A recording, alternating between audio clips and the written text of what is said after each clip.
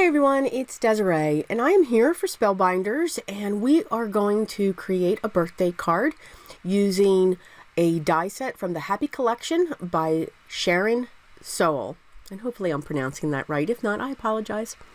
Okay, so this is a die, and it's called Let's All Party. So I just thought it was really cute because you have all of the wood animals with the little party hats. I just thought it was adorable. So what I'm going to do is I grabbed some of my oxides, and I'll have them listed here on the right hand side.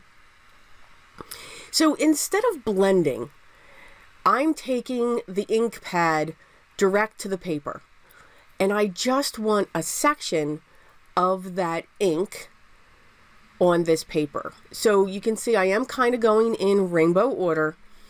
But again, I'm just taking the pad directly to the paper. This is, I'm actually using my Recollections 110 pound, because it does have a little bit of a tooth, and I like that, with what I'm about to do. So again, just going through and just making sure that I have basically a solid area that I'm covering. Now, yes, these are still going to be wet, because of the pigment and the dye combination when it comes to the Distress oxides. So the downside, you know, you've always got a double-edged sword with everything. So the downside, they take longer to dry. But there's so many better on the other side. Just the way that these look when you add water to them. And that's what I'm doing here.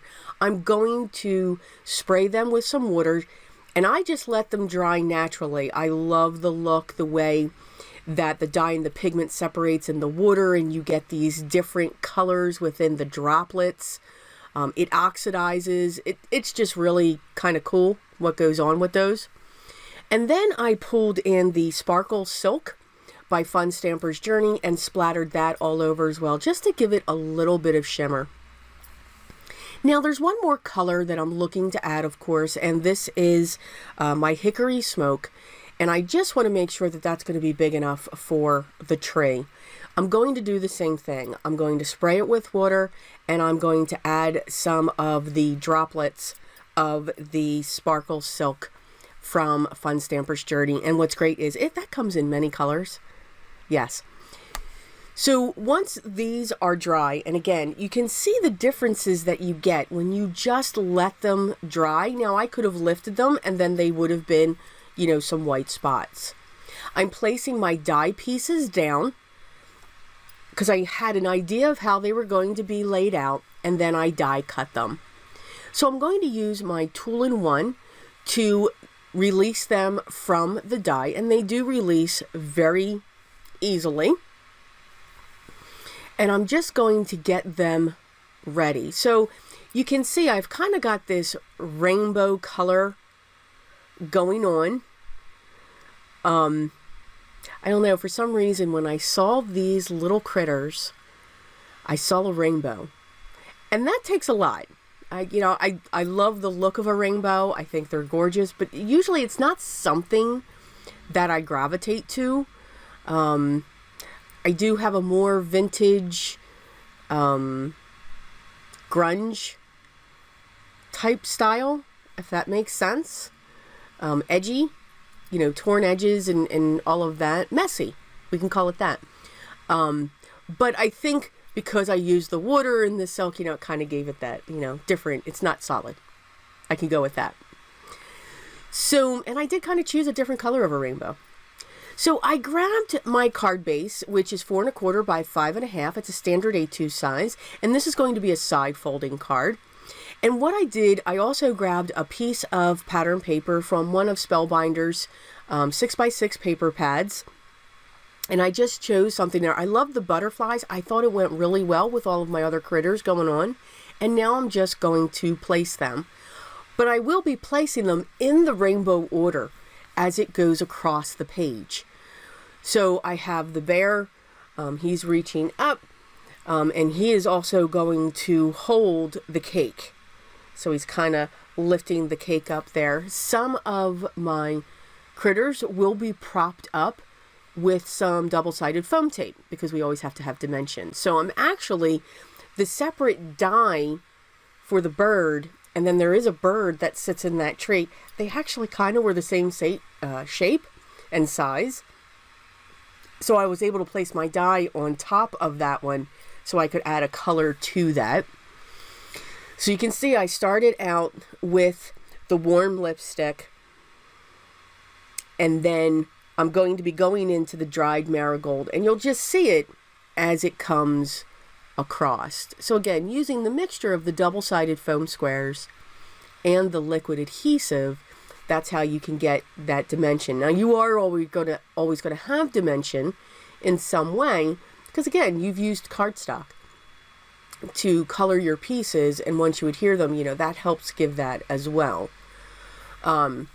Just always remember, the more dimension you add, or the higher dimension that you add, you do have to take into consideration of your postage. You know, your postage can go up, and all that. And please know, I do not know how that works. I find out when I go to the post office. Yes. Whenever I have images on a card, I do like to ground them, so to speak. So I always do pull out a very pale, cool gray or warm gray alcohol marker that I have. Now you can use a light gray Sharpie. You can use anything that you have. It doesn't have to be a Copic or an alcohol marker. But I do like to just put that color underneath them. So I pulled out the hickory smoke again. I want to have this panel so I can do some ink smushing, but I wanted it smooth, and that's the beauty of the glass part of this mat that I have, of the Tim Holtz glass mat. So by me putting down the hickory smoke, adding a lot of water, I'm not going to get the splatters, and then when I put the black down and put my finger through it, it kind of flattened that out as well. So I used that background for my sentiment. I didn't want to go with black cardstock, because that would be like, to me that was harsh, because it was solid. It was actually that color. But by doing the ink smushing, and then I'm going to come in and just blend along the bottom, the softness is still going to be there as my other pieces have. Again, another good component that I enjoy about the oxides is that chalky finish. Again, it's the oxidation that's going on when these inks dry. So it just matched for me. Sorry, I kind of stuttered there. But then when I come in with these mini blending tools, they're also by Tim Holtz. I'm just coming in on the bottom just to add more color, just to make it a little bit darker, but have that variegated look on it. What I was very surprised at was I did not lose the eye. The eye is the size of a pin, the top of a pin. So you'll see I keep my finger somewhere where it's sitting there. So I am just looking at the placement. I didn't want to cover up my animals too much, my little critters there, but I did definitely want the happy birthday to be out front so that you could see that. So I'm going to use my liquid adhesive. This is my art glitter glue, and I'm going to set my sentiment down. Definitely not going to prop that up. Again, the best way to do that is I would just cut multiple dies in that, using, you know, just a plain cardstock to lift that up just a little bit. The smallest of glue, see, there's the eye. Yeah, I'm going to prop that down carefully, and there goes my finger. Got to hold that there, because, yeah, I would have lost that. And then you all would have been looking at the screen. It's there! It's there! Yeah, I wouldn't have seen it. So that is our project using the Happy Collection by Sharyn Sowell for Spellbinders. I do hope you enjoyed it. I hope it gave you some ideas that you can use just solid colors, or solid paper for that matter, to create your images for your card making or paper crafting. All the products that I used will be listed down in the video description. You want to make sure to check those out. If you have any questions or comments, please leave those down below, and I'll get back to you as soon as I can. I want to thank you so much for stopping by, and just taking the time to watch the video today. I hope you enjoyed it again, but if you haven't already, I'd love for you to subscribe, be part of my group here. Make sure you ring the bell so that you don't miss the next video when it goes live. I hope everyone's having a great day. I hope everyone, if you're in the middle of a heat wave, stay cool, but always remember what's most important. Be creative.